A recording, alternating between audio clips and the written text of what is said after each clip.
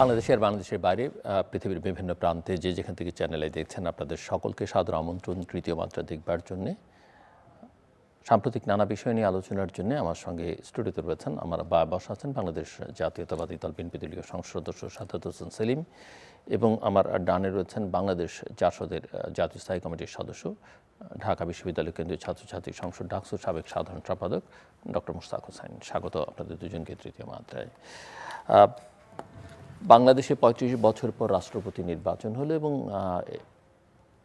এই নির্বাচনে গতকাল রাষ্ট্রপতি হিসেবে নির্বাচিত হয়েছেন ২৫৫ ভোট পেয়ে বিএনপি সমর্থিত প্রার্থী মির্জা ফখরুল ইসলাম আলমগীর, বিএনপির মহাসচিব, এবং বিজেত প্রার্থী ১১ দলীয় জোট প্রার্থী জামাতের প্রার্থী কর্নেল অলি আহমেদ পেয়েছেন ৮৮ ভোট।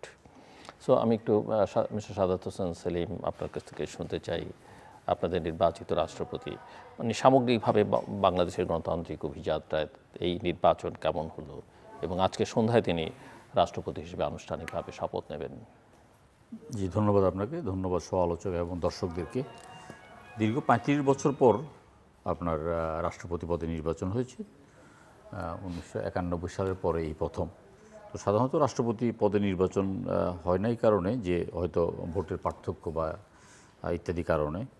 এখানেও শুরুতেই রাষ্ট্রপতি পদে নির্বাচন হওয়ার কথা ছিল না, কিন্তু পরবর্তীকালে জামাত নির্বাচনে অংশগ্রহণ করার ঘোষণা দেয়। তো এতে করে যে জিনিসটা ভালো হয়েছে সেটা হলো যে আপনার একটা গণতান্ত্রিক চর্চা অথবা একটা মানে রাজনৈতিক সৌন্দর্য এটা আজকে প্রতিফলিত হয়েছে। অত্যন্ত উৎসবমুখর একটা পরিবেশে নির্বাচন হয়েছে। আমরা একটা ইতিহাসের সাক্ষ্য হয়ে থাকতে পেরেছি, ভোট দিয়েছি সেখানে। আমরা দেখেছি কিভাবে ভোট হয়, কিভাবে আপনার ভোটটা আমরা দিয়েছি ভোটটা সেখানে, এবং আপনার নির্বাচন কমিশন পুরো ভোটের বিষয়টা তারা দেখভাল করেছেন। তাদের নিয়ন্ত্রণে ভোটটা হয়েছে। আমরা ব্যালট পেপারে আমাদের নাম স্বাক্ষর করে আমরা আমাদের প্রার্থীকে ভোট দিয়েছি। যদিও এই নির্বাচনে আনুষ্ঠানিকতা এটা, যদিও এই নির্বাচনে ৭০ অনুচ্ছেদ অনুযায়ী দলের সিদ্ধান্তের বাইরে কারো পক্ষে ভোট দেওয়া সম্ভব ছিল না। এটা একটা আনুষ্ঠানিকতা, এটা একটা গণতন্ত্রের সৌন্দর্য, এবং বিএনপি এবং তার আমার মনে হয় মোটামুটিভাবে সবচেয়ে গ্রহণযোগ্য এবং যোগ্য লোকটাকেই তারা আপনার রাষ্ট্রপতি পদে মনোনয়ন দিয়েছেন, এবং তিনি একটা বর্ণাঢ্য রাজনৈতিক জীবনের অধিকারী। তিনি একাধারে ছাত্রনেতা ছিলেন, আমলা ছিলেন, শিক্ষক ছিলেন, রাজনীতিবিদ হিসাবে তিনি সফল, এবং দীর্ঘদিন যাবৎ আন্দোলন সংগ্রামের একজন পরীক্ষিত নেতা। সেই হিসাবে তিনি রাষ্ট্রপতি পদে তিনি আজকে ভোটে জয়লাভ করেছেন। আগামীকাল সন্ধ্যা 7:30 বঙ্গভবনে ওনার শপথ অনুষ্ঠান হবে আর কি, 23তম রাষ্ট্রপতি হিসাবে। তো জনমানুষের মধ্যে ওনার ব্যাপারে একটা পজিটিভ ধারণা আছে, ওনাকে একজন যথার্থই ভদ্রলোক মনে করে। রাজনীতিতে তিনি আপনার প্রতিহিংসা অথবা রাজনীতিটাকে তিনি আপনার ভাগ্য পরিবর্তনের চাবিকাঠি এটা কখনোই মনে করতেন না। আপনার প্রতিপক্ষকে তিনি অত্যন্ত রাজনৈতিক যুক্তি দিয়েই তাদের সাথে কথা বলতেন। সেখানে শক্তি প্রয়োগের বিষয়টা ওনার মধ্যে কখনো ছিল না, এবং রাজনীতিটাকে আপনার একটা সুনির্দিষ্টভাবেই পরিচালনা করার ব্যাপারে ওনার আগ্রহ ছিল। বেগম খালেদা জিয়া জেলে যাওয়ার পরেও আপনার সবাই যখন চেয়েছিল যে একটা মানে একটা অবস্থা সৃষ্টি করার জন্য একটা মানে তখনও তিনি আপনার নিয়মতান্ত্রিক রাজনীতির পক্ষেই তিনি তার অবস্থানটা ছিল। তো সেক্ষেত্রে ওনাকে মূল্যায়ন করা হয়েছে। উনি মোটামুটিভাবে গতকালকে আমাদের পার্লামেন্টারি পার্টির মিটিংও তিনি বক্তব্য রেখেছেন। অত্যন্ত আবেগপ্রবণভাবে তিনি তার কিছু স্মৃতিচারণ করেছেন। দায়িত্ব পালন করাকালীন সময় যদি কারো কোনো মনে কষ্ট দিয়ে থাকেন তার জন্য তিনি সবার কাছে মানে ক্ষমা চেয়েছেন, এবং তিনি সবার কাছ থেকে দোয়াও চেয়েছেন। তো আমরাও গতকাল খুব আবেগপ্রবণ ছিলাম, এবং আজকে আমরা ভোট দিয়েছি। ওনার সাথে কয়েকবার আজকে আমরা দেখা করেছি। তো এটাই রাজনৈতিক সৌন্দর্য, এবং আমরা মনে করি যে আমরা রাষ্ট্রের একজন অভিভাবক হিসাবে তিনি তার দায়িত্ব পালন করবেন। মাঝে মাঝে তিনি আমাদেরকে সবসময় পাশে থাকবেন, উপদেশ দেবেন, এবং আপনার সরকারকে পরামর্শ দেবেন।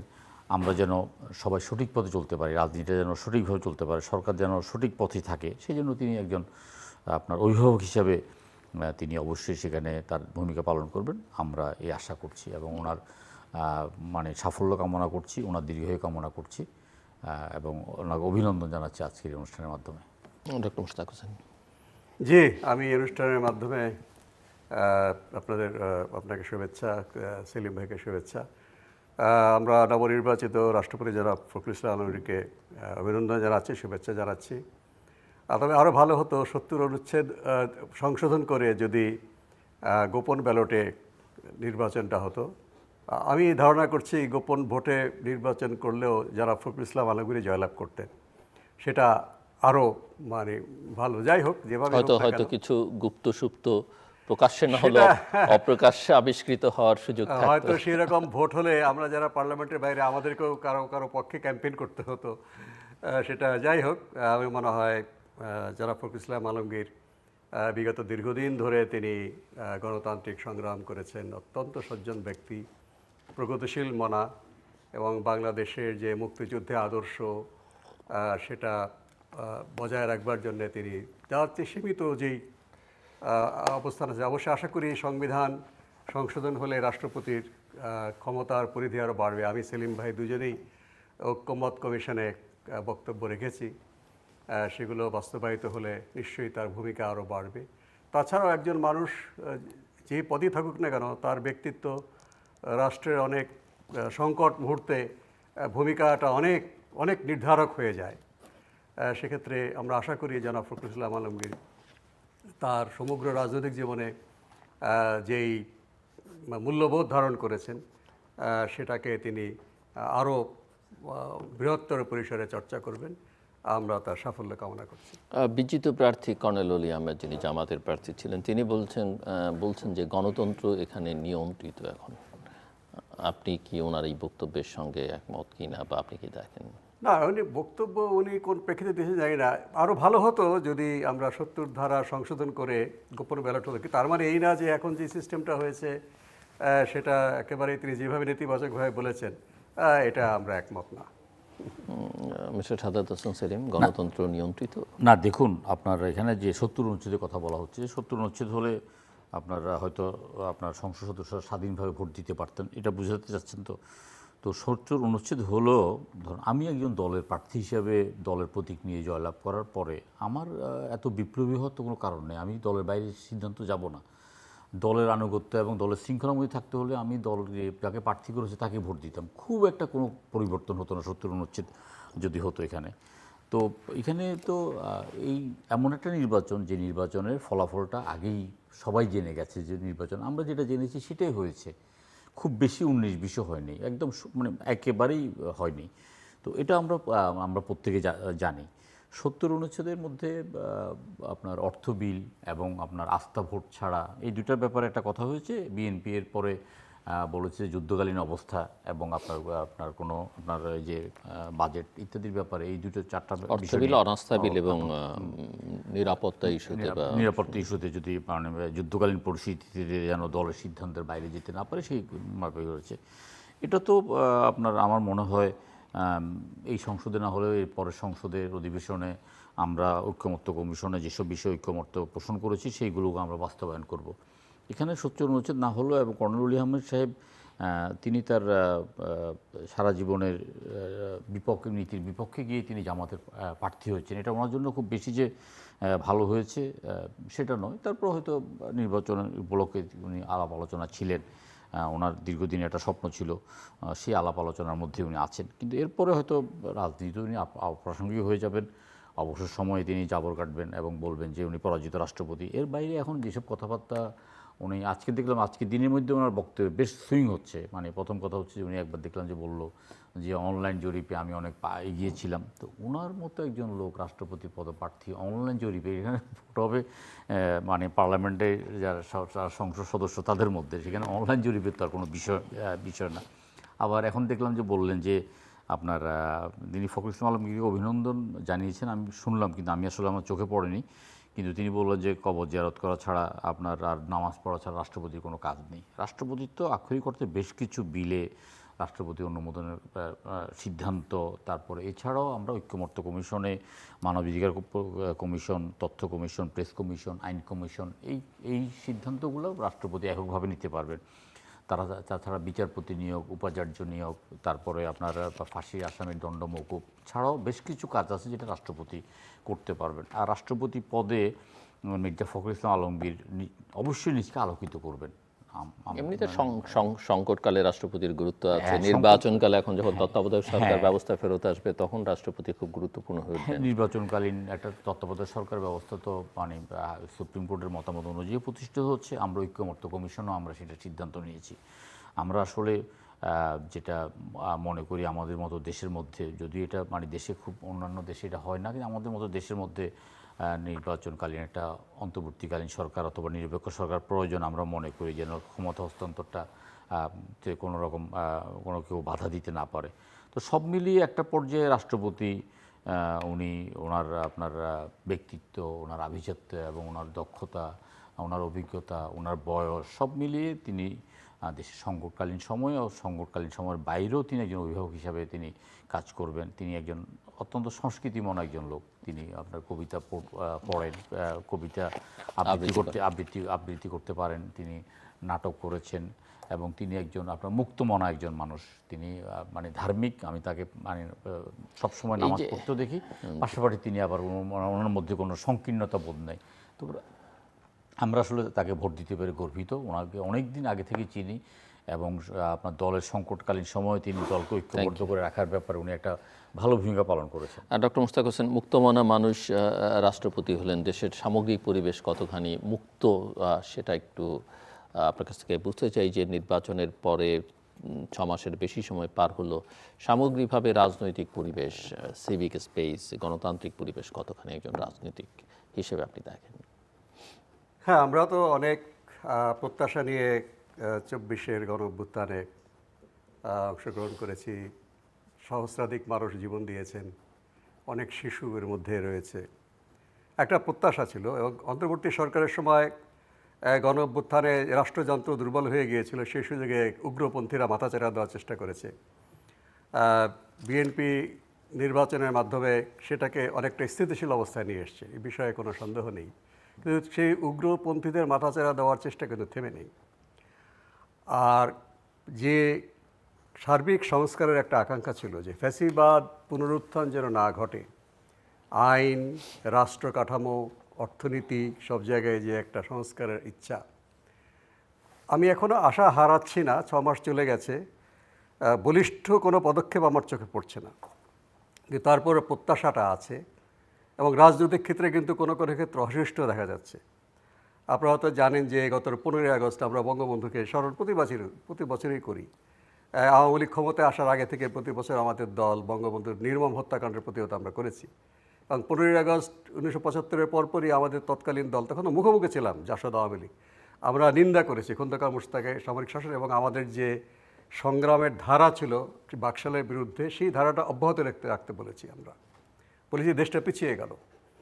তো আমরা যখন আওয়ামী লীগ ক্ষমতায় ছিল, 14 দলে ছিলাম, তখনও কিন্তু আমাদের দলীয় কার্যালয় একসাথে আমরা 35-36 বঙ্গবন্ধু 2017 সাল থেকে আমরা বাংলাদেশ জাসদ হয়ে আমাদের এই যে পরিসরে এসেছি।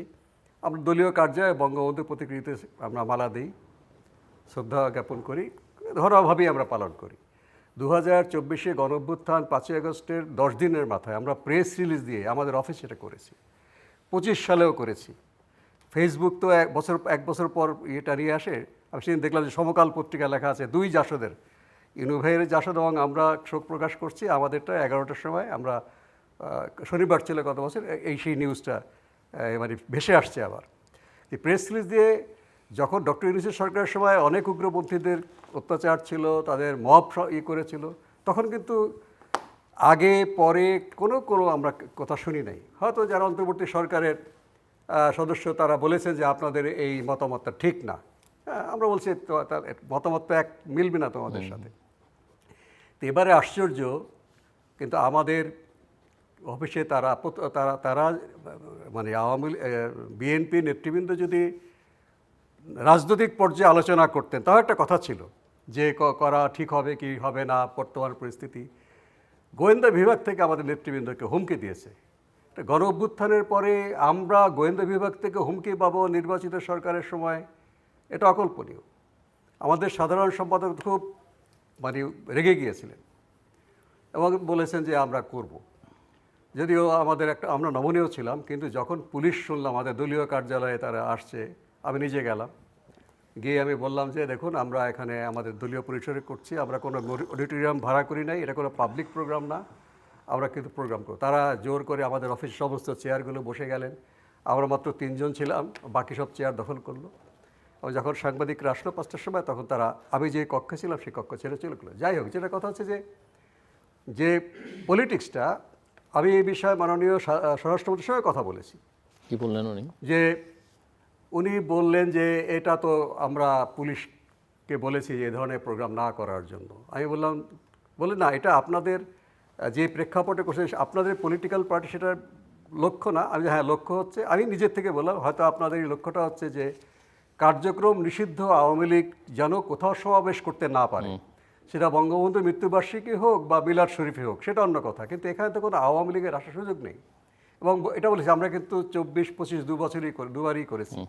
এবং আমি রাজনীতির প্রেক্ষাপটে ব্যাখ্যা করলাম যে বঙ্গবন্ধুর সাথে মুক্তিযুদ্ধ আমরা একই সময় একই সঙ্গে ছিলাম, একই দল করতাম, 72-এর পরে ভাগ হয়ে গিয়েছি আমরা।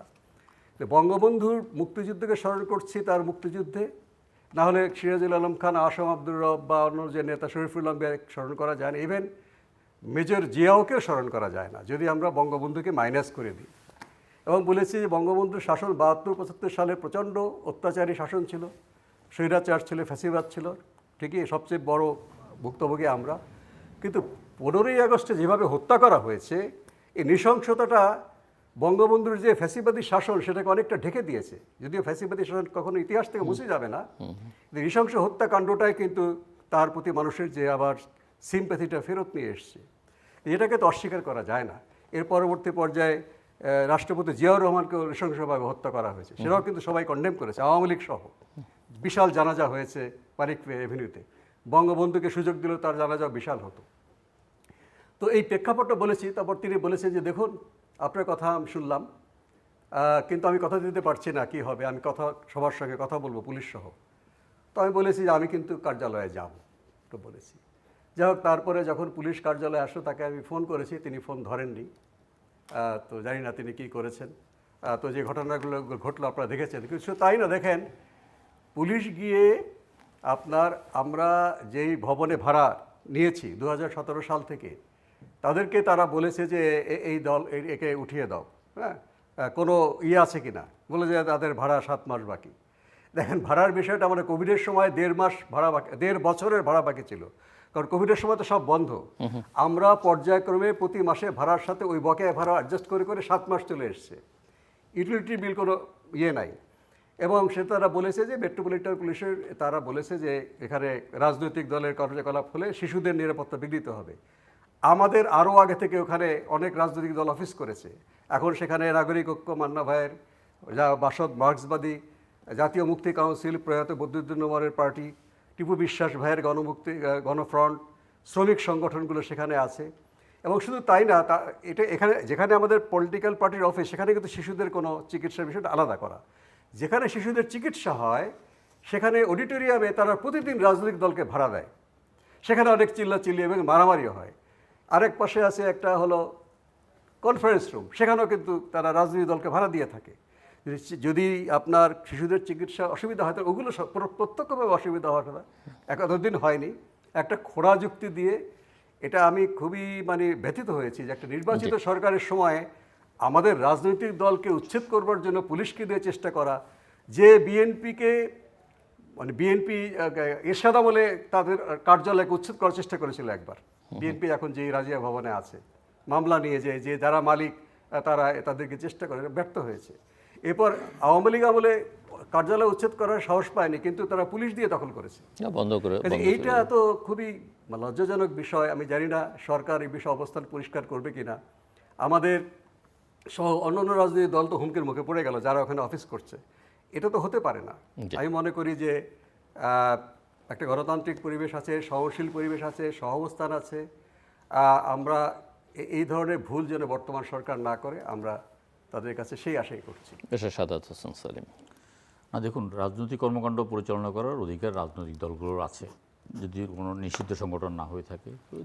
সরকারকে অবশ্যই এই ব্যাপারে সচেতন হতে হবে এবং আপনার এমন কোনো কাজ করা যাবে না যে কাজে আপনার ফ্যাসিবাদকে আপনার মনে করিয়ে দেয়।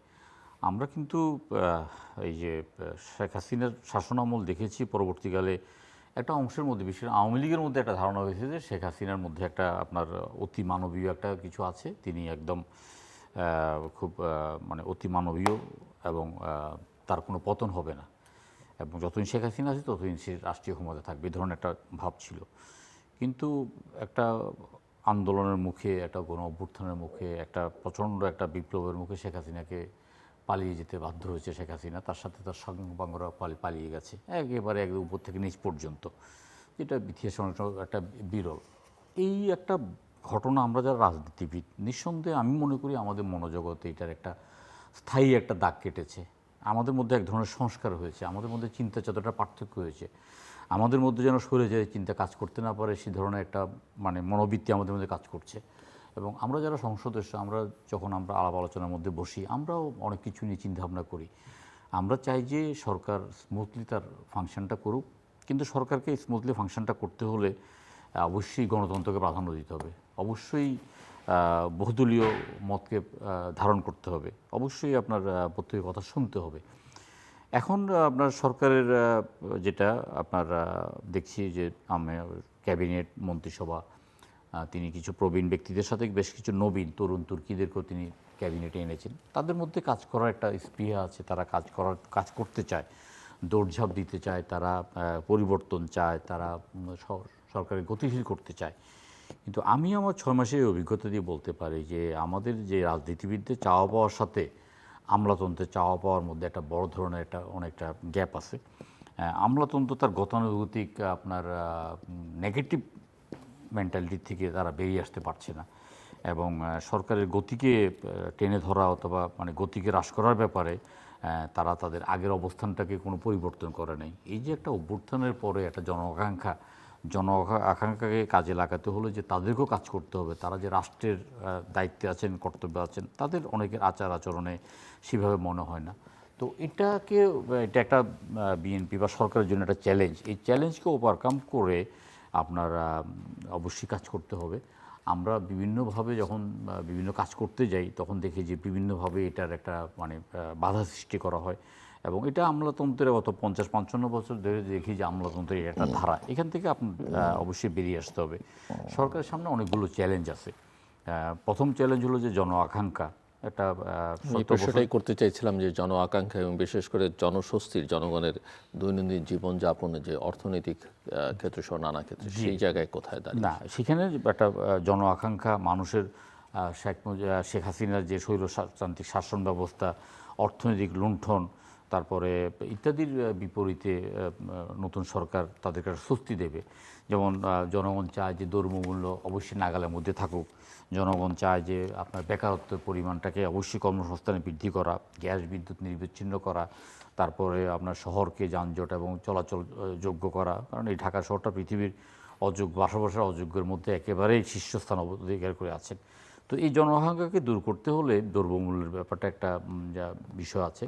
সেটা আমরা অতীতে যখন অন্তর্বর্তীকালীন সরকার ছিল বা আওয়ামী সরকার শাসন, আমরা বলেছি যে আপনার উৎপাদন থেকে ভোক্তা পর্যন্ত যে মধ্যস্বত্ব সেটাকে বিলোপ করতে হবে, এবং উৎপাদনকারীর উৎপাদিত পণ্যকে সরাসরি আপনার ভোক্তার কাছে কিভাবে খুব কম সংখ্যক হাত বদল করে সরাসরি তার মানে না আনা যায় সেটা মানে দেখতে হবে। কিন্তু এই ব্যাপারে আমি খুব কার্যকর কোনো পদক্ষেপ দেখছি না, কারণ এখনও দেখছি যে কৃষকরা তার ন্যায্য মূল্যটা পাচ্ছেন না, কৃষকরা তার উৎপাদন মূল্য ন্যায্য মূল্য পাচ্ছেন না।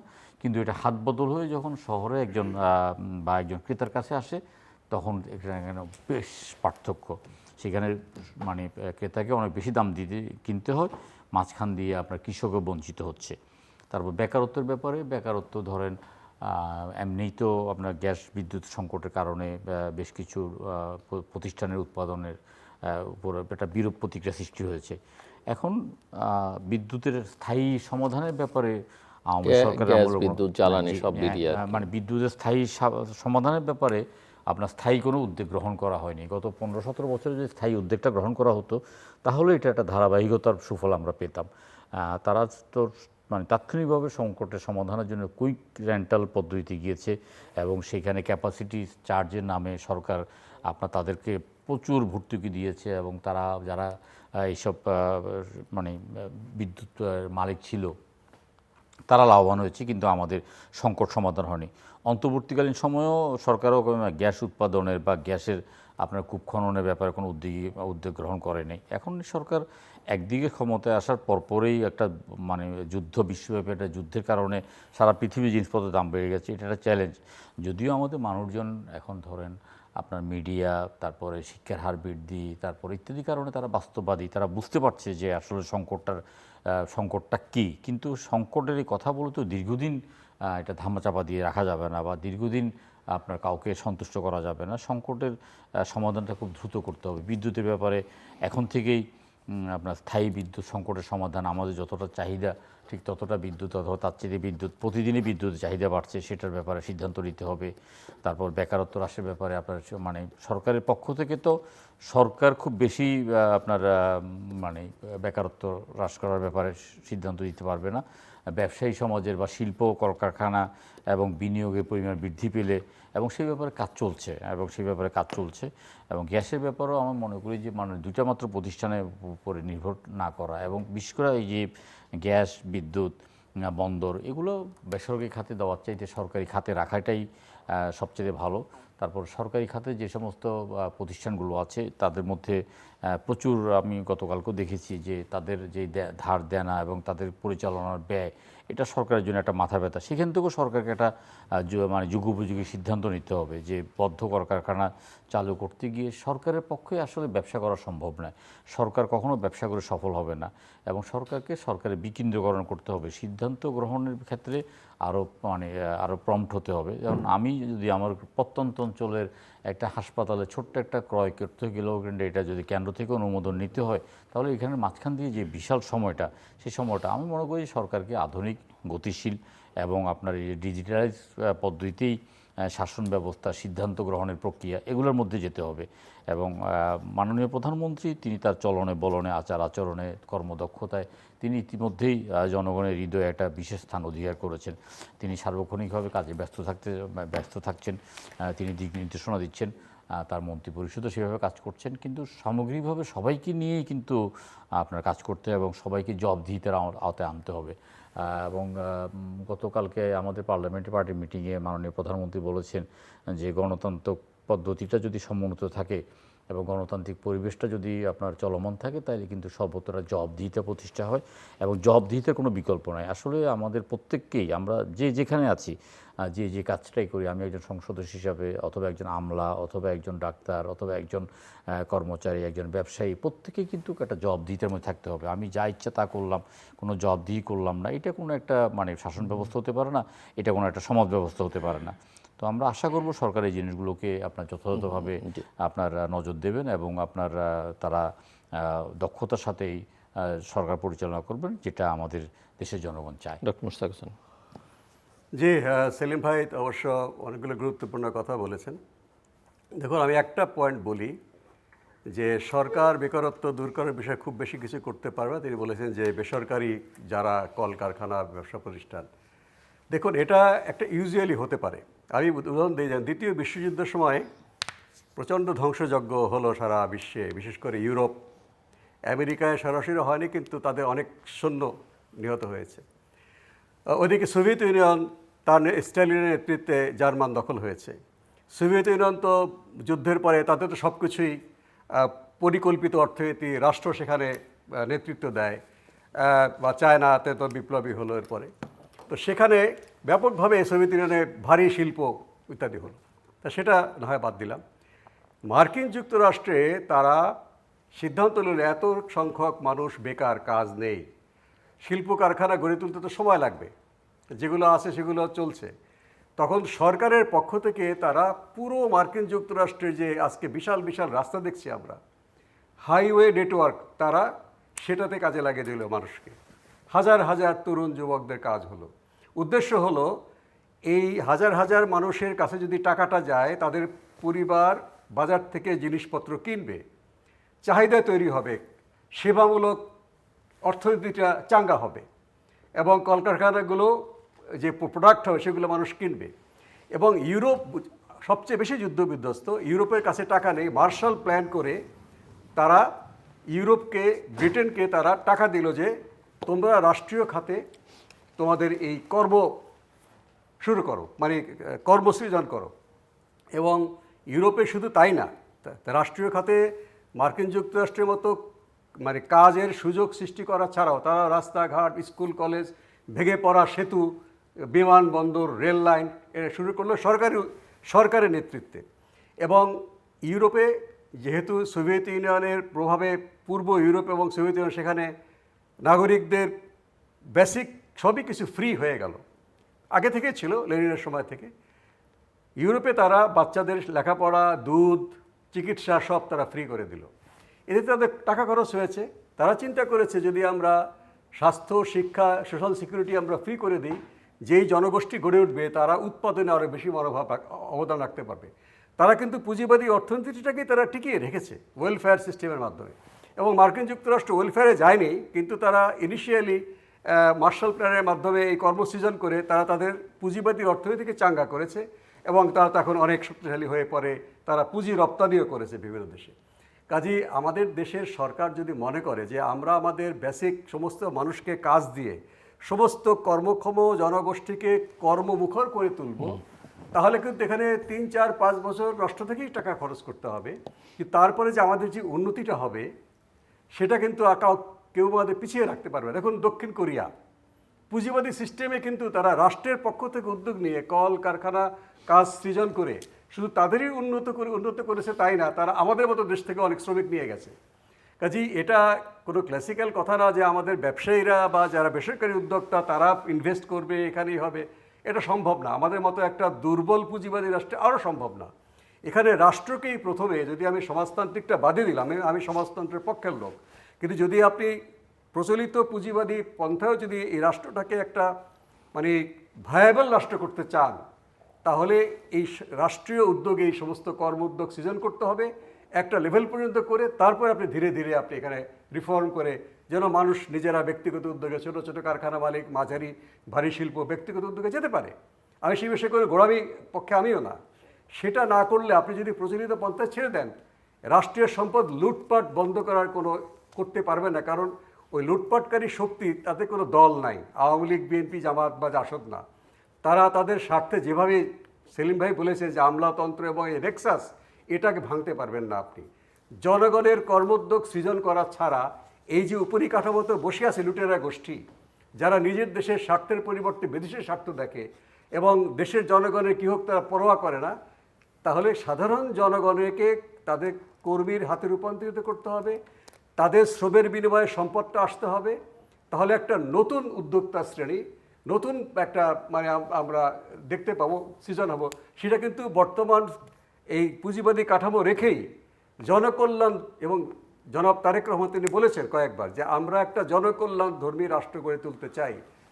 আমাদের বাংলাদেশ জাসদের সাথে এখানে কোনো বক্তব্যের পার্থক্য না, কিন্তু পথ এবং পদ্ধতিতে গুরুতর পার্থক্য আছে।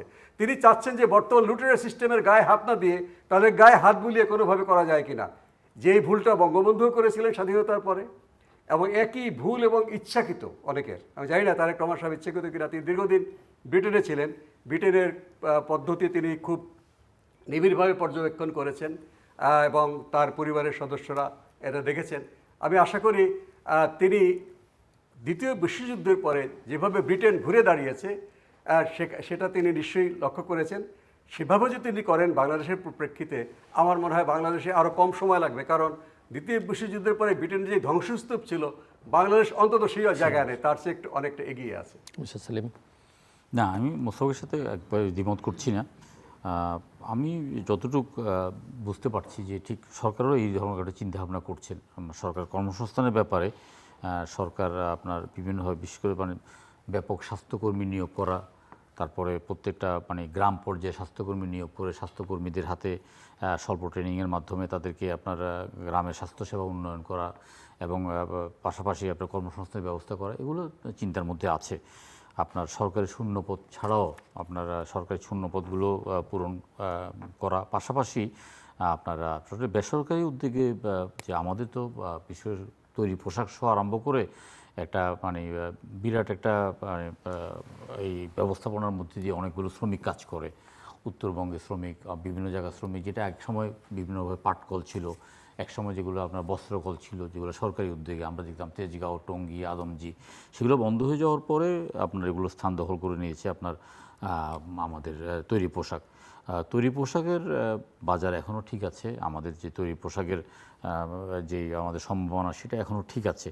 এর পাশাপাশি অন্যান্যভাবেও আমরা ধরেন শ্রমশক্তি রপ্তানি করার বিষয়েও আপনার সরকারের পক্ষ থেকে যথেষ্ট উদ্যোগী ভূমিকা পালন করছে। সারা বিশ্বেই আপনার শ্রমিক সংকট এবং শ্রমিকদেরকে সেইভাবে আপনারা কাজে লাগানোর চিন্তা করছে। আমরাও মনে করি যে আপনারা যে গ্রামীণ অর্থনৈতিক কাঠামো যদি আমরা আবার পুনরায় মানে ব্যাপকভাবে আমরা গ্রামীণ অর্থনীতিকে আমরা চাঙ্গা করতে পারি, তাহলে গ্রাম থেকে শহরে এসে আপনার কর্মসংস্থানের জন্য যারা অবস্থান নিচ্ছে তাদের যদি আমরা গতিটাকে স্লট করতে পারি এবং গ্রামীণ অর্থনীতি চাঙ্গার মাধ্যমে যদি আমরা কৃষির একটা পরিবর্তন আনতে পারি, সেইভাবেও সরকারের চিন্তাভাবনা আছে, আমি দেখছি সেভাবে কাজ করছে। তো সর্বোপরি আসলে একটা ভঙ্গুর অর্থনীতির নিয়ে সরকারের যাত্রা শুরু হয়েছে। এর মধ্যে যুদ্ধ সরকারকে অনেকটা ব্যাকফুটে ঠেলে দিয়েছে। আর্থিক একটা সংকট সেটা আমরা উপলব্ধি করতে পারছি।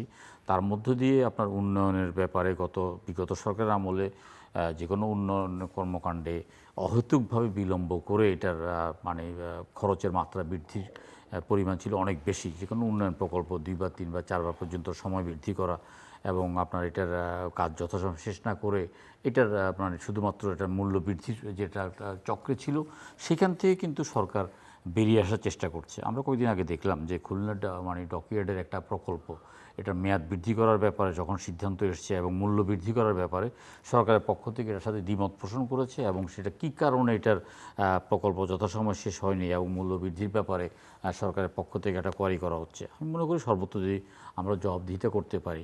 এই যে বাজেটের সময় আমরা বলেছি যে বাজেট এটা বেশ একটা উচ্চাকাঙ্ক্ষী বাজেট, তবে উচ্চাকাঙ্ক্ষী বাজেট হলো এটা বাস্তবায়নযোগ্য বাজেট।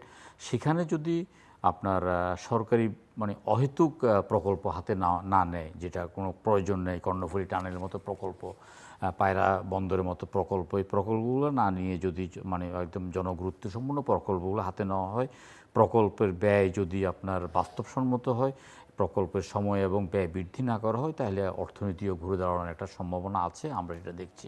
বিগত 6 মাসে অন্তত একটা কথা বলতে পারবো যে ব্যাংকিং খাতে যে একটা অবাধ একটা লুটপাট ছিল, ব্যাংক ঋণের যে একটা অপব্যবহার ছিল, সেটা লাগামটা টেনে ধরা হয়েছে। আপনার ব্যাংকিং খাতে কিন্তু এখন একটা জবাবদিহিতার সৃষ্টি করা হয়েছে। আগে আমরা দেখেছি যে কোনো বড় শিল্পগোষ্ঠী তাদের কাজের লোকের নামে, তাদের চাকর বাকরের নামে লোন নিত হাজার হাজার কোটি টাকা, শত শত কোটি টাকা, এবং সেটা পাচার হতো।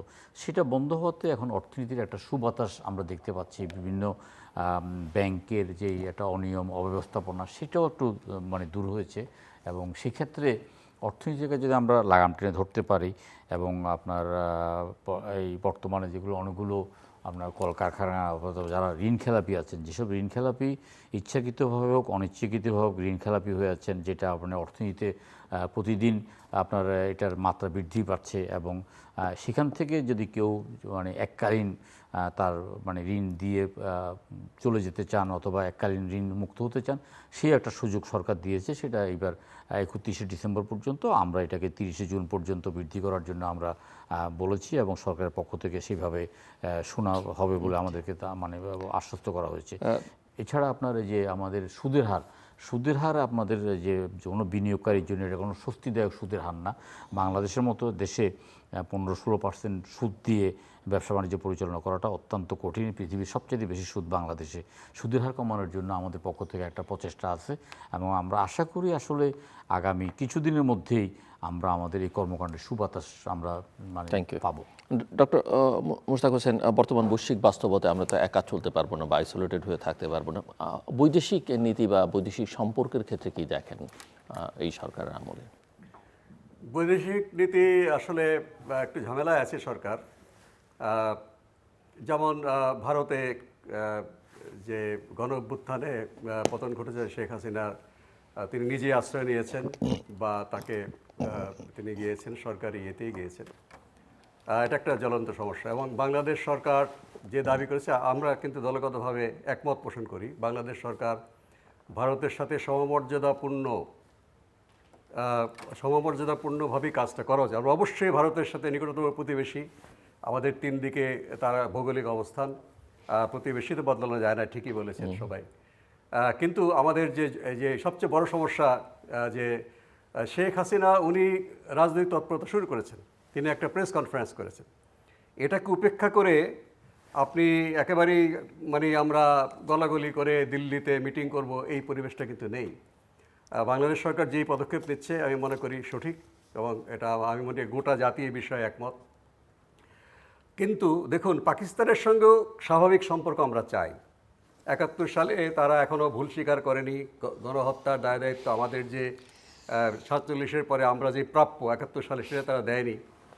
পাকিস্তানের সাথে কিন্তু সেই কথাগুলো বলা উচিত বর্তমান সরকারের। ভারতের সঙ্গে যেভাবে আমরা বলছি, পাকিস্তানের সঙ্গেও সেই ইস্যুগুলো কিন্তু আমাদের বলতে হবে। অবশ্যই পাকিস্তানের সঙ্গে শেখ হাসিনা সরকারের আমলেও কিন্তু পাকিস্তানের সঙ্গে বাণিজ্য সব কিছু ছিল, এবং কোনো সময় কেউ বিরক্ত হয়ে বলেছে পাকিস্তানের সঙ্গে কূটনৈতিক সম্পর্ক ছিন্ন করা হোক। এটা কিন্তু শেখ হাসিনা তখন বলেছেন যে না, কূটনৈতিক সম্পর্ক থাকবে, ঝগড়াও থাকবে। কথাটা আমার বেশ ভালোই লেগেছে। যাই হোক, তো আমাদের প্রতিবেশীদের সঙ্গে অবশ্যই সম্পর্ক থাকবে, এবং সমমর্যাদা ভিত্তিক এবং ঐতিহাসিক যে সমস্যাগুলো আছে পাকিস্তানের সঙ্গে, তা অবশ্যই মানে আমরা সমাধান চাই। মার্কিন যুক্তরাষ্ট্রের সঙ্গে ডক্টর ইউনূসের সরকার একটা মারাত্মক আমাদেরকে একটা অধীনতামূলক জায়গায় নিয়ে গেছে। মার্কিন যুক্তরাষ্ট্রের সঙ্গেও আমাদের মর্যাদাপূর্ণ সম্পর্ক দরকার, এবং পৃথিবীর সবচেয়ে শক্তিশালী রাষ্ট্র, তাদের সাথে আমাদের অবশ্যই স্বাভাবিক ব্যবসা বাণিজ্য থাকতে হবে। কিন্তু একটা যে চুক্তির মাধ্যমে আমাদেরকে তারা একটা খুবই বেকায়দায় ফেলে গেছেন, সেটা বর্তমান সরকার কিন্তু সংশোধন করার সুযোগ এখনও আছে।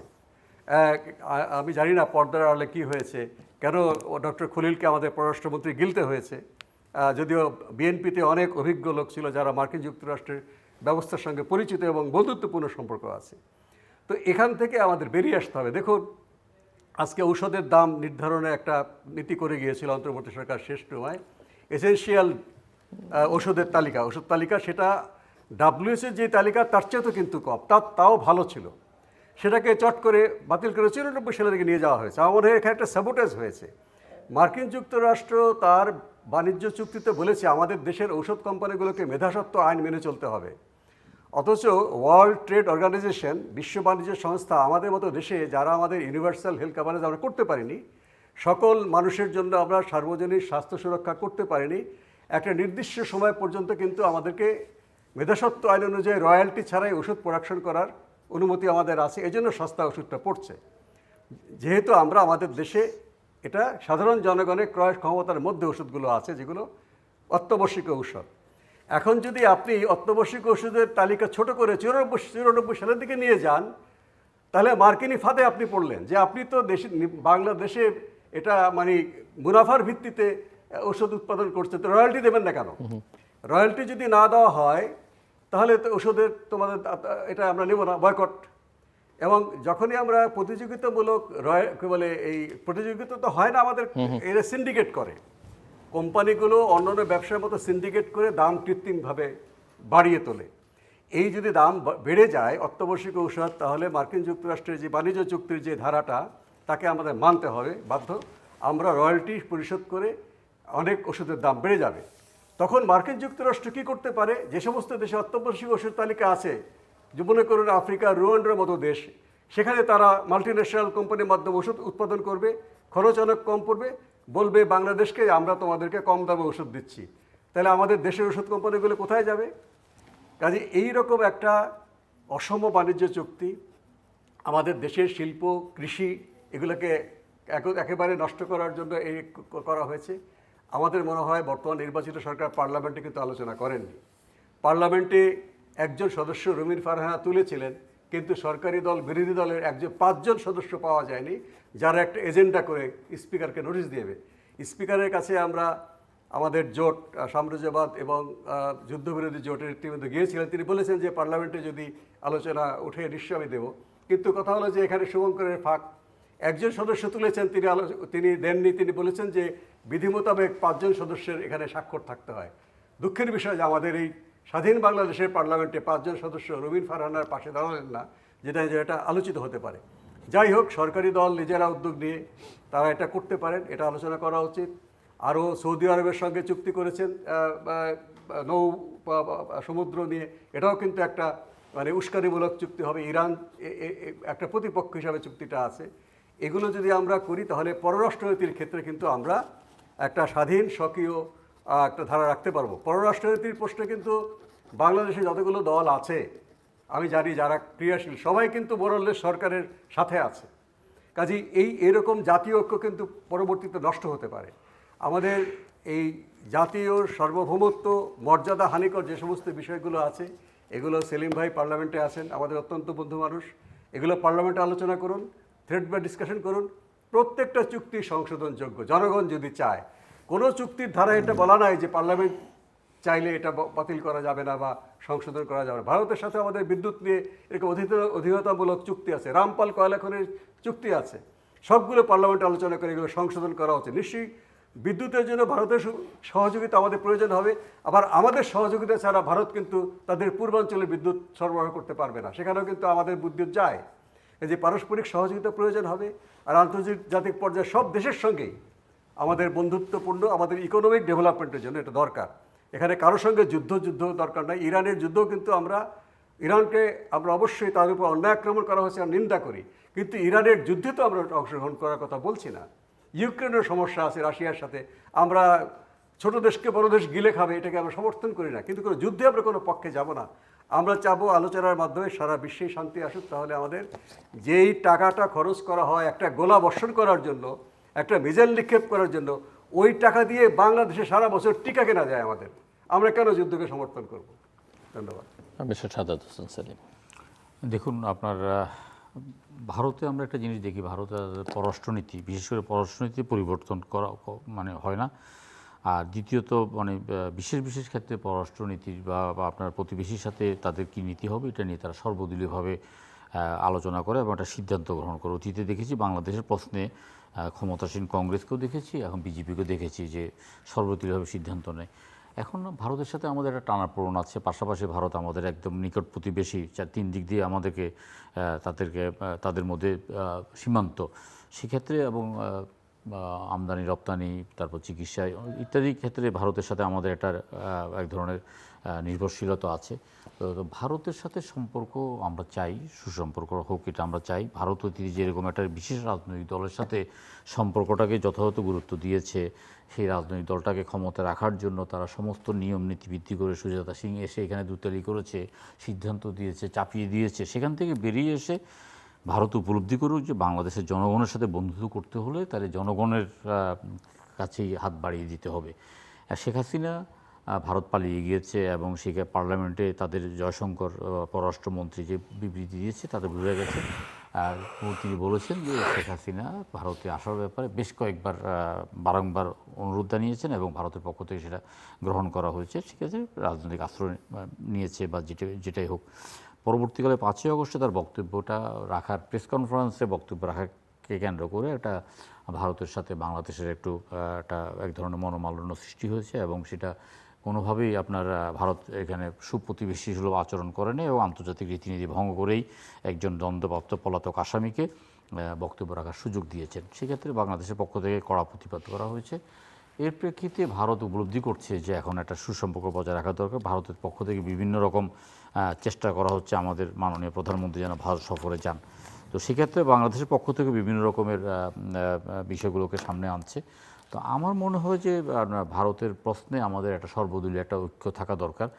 ভারতের সাথে যেহেতু আমরা অনেক কিছু ভারত থেকে আমদানি করি, কিন্তু ভারতে আমরা রপ্তানি করতে পারি না। ভারতে বাজারে 120 কোটি মানুষের বাজারে প্রবেশ করাটা আমাদের জন্য খুব সহজলভ্য এবং আমরা যদি সামান্য অংশ বাজার আমরা দখল করতে পারি বা বাজার আমরা নিতে পারি, আমাদের অনেক পণ্য, আমাদের অনেক কর্মসংস্থানের সুযোগ সৃষ্টি হয়। কিন্তু ভারত তাদের বাজারে আমাদের কোনো পণ্যকে প্রবেশাধিকারকে মানে যে কোনোভাবে প্রাণপণে তারা রুখে দেয়, বিভিন্নভাবে বাধা সৃষ্টি করে। আমাদের বিশেষ করে আমাদের যে আসাম, মেঘালয়, ত্রিপুরাতেও আমাদের একটা ভালো বিভিন্ন পণ্যের একটা চাহিদা আছে, আমি দেখেছি সেখানে। কিন্তু ভারতের পক্ষ থেকে এই ব্যাপারে একদমই নেতিবাচক, ভারতের ব্যাপারে মোটেই ইতিবাচক নয়। এবং আপনি যদি চিকিৎসা সংক্রান্ত বলেন, আমাদের বাংলাদেশ থেকে একতরফা মানুষ ভারতে যায়। আপনি যদি ভ্রমণ সংক্রান্ত কথা বলেন তাহলে ভারতে যদি আমাদের 100 জন ভারতে ভ্রমণ করতে যায়, ভারত থেকে 2 জনও আসে না। এই সম্পর্কটা একতরফা, আমাদের অর্থনীতির অনেকটা খরচ হয়ে যায় ভারতের কাছে এবং ভারত এটা উপলব্ধি করছে। সুতরাং ভারতকেই এই ব্যাপারে সিদ্ধান্ত নিতে হবে এবং আমি মনে করি যে সরকারকেও আমাদের মানে জনগণের একটা পালস বুঝে এবং এটা এই ব্যাপারে একটা সিদ্ধান্ত নিতে হবে।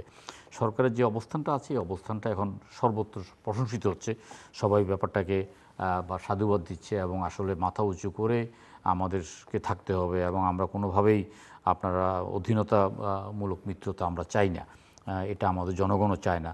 এটা ভারত 1971 সালে আমাদের পাশে দাঁড়িয়েছেন, আমাদেরকে সাহায্য সহযোগিতা করেছেন। বিষয়টি আমাদের বিবেচনা রেখেও আমরা বলতে চাই যে ভারতের বর্তমান যে শাসক গোষ্ঠী, সেই শাসক গোষ্ঠীকে উপলব্ধি করতে হবে বাংলাদেশের জনগণের মতামতটাকে এবং সেক্ষেত্রে যদি আপনার ভারতের সাথে অমীমাংসিত যে সমস্যাগুলো আছে, তিস্তার পানি বন্টন, বাণিজ্যিক ভারসাম্য, তার ফারাক্কার পানি, সীমান্ত হত্যা ইত্যাদি বিষয়গুলো নিয়ে ভারতের সাথে খোলামেলা আলোচনা হওয়া দরকার এবং ভারত যদি ভারতে সফর করতে যেতেই হয় বা যাওয়ার মতো পরিবেশ যদি ভারত সৃষ্টি করে, সেক্ষেত্রে আমার মনে হয় সরকারের পক্ষ থেকে বিভিন্ন রাজনৈতিক দলগুলোর সাথে একটা আলাপ আলোচনা করে তাদের থেকেও একটা মতামত নিয়ে বিষয়টি সমাধান করা দরকার। আমরা ভারতের বাণিজ্যিক ভারসাম্য মুক্ত একটা মানে বাণিজ্যিক অবস্থা চাই। ভারতের যে চিকিৎসার ব্যাপারে আমাদের দেশের যে স্বল্পতা আছে সেটা অনেকে ভারতে গিয়ে চিকিৎসাটা করাচ্ছেন, কিন্তু সেক্ষেত্রেও ধরুন কয়েকদিন আগে কলকাতায় একটা দুঃখজনক ঘটনায় আমাদের 7 জন বাংলাদেশি জীবন দিয়েছে। সেখানে ভারতের সরকারের দায় আমরা মানে কোনোভাবেই এড়াতে পারে না ভারত সরকার। এখানে একটা অনুমোদিতভাবে ভারতের একটা মানে কলকাতার একটা অংশে বাংলাদেশে যেখানে যাওয়া আসা করে সেখানে আপনার সরকারের পক্ষ থেকে নজরদারি বা সরকারের পক্ষ থেকে কোনো রকম সুযোগ সুবিধার ব্যাপারে কোনো রকমের এই আপনার কোনো পদক্ষেপ আমরা কখনোই দেখিনি এবং সড়ক পথে যারা যাতায়াত করে তাদেরকেও পদে পদে মানে লাঞ্ছনা বঞ্চনা এবং লুণ্ঠনের শিকার হতে হয়। আমরা কয়েকদিন আগে দেখেছি যে বাংলাদেশ থেকে যাওয়ার পথে, বনগাঁ থেকে রেলে করে যাওয়ার পথে আপনার 2 জন বাংলাদেশিদেরকে আক্রমণ করে শুধু পাসপোর্ট ছাড়া সব কিছুই তাদের থেকে ছিনিয়ে নেওয়া হয়েছে। বাই রোডে পদে পদে তাদেরকে বিভিন্নভাবে হেনস্থার শিকার হতে হচ্ছে। ভারত যদি প্রত্যেক অর্থে বন্ধুত্ব চায় বাংলাদেশের, এই বিষয়গুলো ভারতকে নজরে আনতে হবে। এছাড়া আপনার মানে অন্যান্য দেশের সাথে যদি কোনো অমীমাংসিত বিষয় থাকে, বিশেষ করে মানে বার্মার সাথে আমাদের যে রোহিঙ্গা ইস্যু নিয়ে, সেটা নিয়েও আমাদেরকে মানে কাজ চলছে এবং আমরা চাই যে আমাদের যে রোহিঙ্গাগুলো যত দ্রুত সম্ভব আমরা তাদেরকে সে দেশে পাঠিয়ে দিয়ে আমরা আমাদের দেশের আর্থসামাজিক অবস্থা এবং আমাদের নিরাপত্তাকে আমরা নিশ্চিত করতে পারি। ডক্টর ইউনূস সাহেব বেশ কিছু চুক্তি করেছেন যেটা ওনার করার দরকার ছিল না। শেষ দিকে তাড়াহুড়া করে তিনি চট্টগ্রাম বন্দরকে বিদেশিদের হাতে তুলে দেওয়া আরম্ভ করে বেশ কিছু আত্মঘাতী সিদ্ধান্ত আমাদের উপর চাপিয়ে দেওয়ার চেষ্টা করেছেন। বর্তমান সরকারকে বা আমাদের যে সরকার, জনগণের যে সরকারকে উপলব্ধি করতে হবে যে আমরা আসলে সেই দুর্বল অবস্থানে নেই। আমরা আমাদের ন্যায্যতার ভিত্তিতে আমরা চুক্তি করব, আমরা আমাদের মানে আমাদের প্রাপ্যটা নিশ্চিত করে আমরা চুক্তি করব। এমন কোনো চুক্তি করব না যে চুক্তিতে দেশের অর্থনীতির জন্য ক্ষতিকর, যে চুক্তি দেশের স্বাধীনতা সার্বভৌমত্বের জন্য ক্ষতিকর। দর্শক, অনুষ্ঠানের শেষ প্রান্তে আমরা সামাজিক যোগাযোগ মাধ্যম ফেসবুক, এক্স এবং ইউটিউবে তৃতীয় মাত্রা লাইভ স্ট্রিম হচ্ছে, আপনারা দেখতে পারেন। টেলিভিশনের পর্দায় দেখতে না পারলে যে কোনো সময় যে কোনো স্থান থেকে ইউটিউবে তৃতীয় মাত্রা চ্যানেলটি সাবস্ক্রাইব করেই পর্ব বা পুরোনো পর্বগুলো আপনারা দেখতে পারেন। ডক্টর মুশতাক হোসাইন এবং মিস্টার সাদাত হোসেন সেলিম, অসংখ্য ধন্যবাদ এই আলোচনা শোনার জন্য। দর্শকরা, বাংলাদেশের নতুন রাষ্ট্রপতি, নবনির্বাচিত রাষ্ট্রপতি মির্জা ফখরুল ইসলাম আলমগীরকে আমাদের সবার পক্ষ থেকে অভিনন্দন এবং তার জন্যে শুভকামনা। সরকার 6 মাসের বেশি সময় পার করেছে। এখন পর্যন্ত তার সামনে অনেক রকমের চ্যালেঞ্জ আছে। কিছু কিছু ভালো কাজ তারা করলেও চ্যালেঞ্জগুলোকে খুব গুরুত্বের সঙ্গে বিবেচনায় নিতে হবে। বিশেষ করে জন আকাঙ্ক্ষা পূরণে তারা কতটা সক্রিয় সেটা নিয়ে প্রশ্ন তুলেছেন আমার অতিথিদের মধ্য থেকে এবং সেই জায়গাটা থেকে কিছু কাজ অত্যন্ত দ্রুত করতে হবে। বিশেষ করে উল্লেখ করা হচ্ছে যে জ্বালানি বিদ্যুৎ খাতে যে সংকটগুলো আছে, বেকারত্ব সমস্যার সমাধানে এই জায়গায় সরকারকে অত্যন্ত গুরুত্ব দিতে হবে। একটা বড় চ্যালেঞ্জ সেটা হচ্ছে যে রাজনীতিবিদদের, আমার অতিথি একজন বলছিলেন যে রাজনীতিবিদদের চাওয়া এবং আমলাতন্ত্রের চাওয়ার মধ্যে একটা বড় ফারাক আছে। এই ফারাকটাকে গোছাতে হবে এবং সেক্ষেত্রে মুখ্য ভূমিকা অবশ্যই রাজনীতিবিদদেরই পালন করতে হবে। সরকারকে আরও আধুনিক এবং গতিশীল করতে হবে। আর পররাষ্ট্রনীতির ক্ষেত্রে যেটা ওনারা বলছেন যে জাতীয় স্বার্থটাকে অবশ্যই প্রাধান্য দিতে হবে এবং একই সঙ্গে একটা ভারসাম্য বজায় রেখেও চলতে হবে। এখানে কখনো কখনো একটা বড় ব্যত্যয় এবং বিচ্যুতি লক্ষ্য করা যায় বা পরিষ্কার কোনো ধারণা সরকারের মধ্যে আছে সেটা নিয়েও একটা ধোঁয়াটে ভাব তৈরি করা হচ্ছে। সংশয়ের যথেষ্ট কারণ আছে এই জায়গাটাতে। দর্শক, আমাদের সঙ্গে থাকবার জন্য অসংখ্য ধন্যবাদ, আপনাদের সবার জন্য শুভকামনা।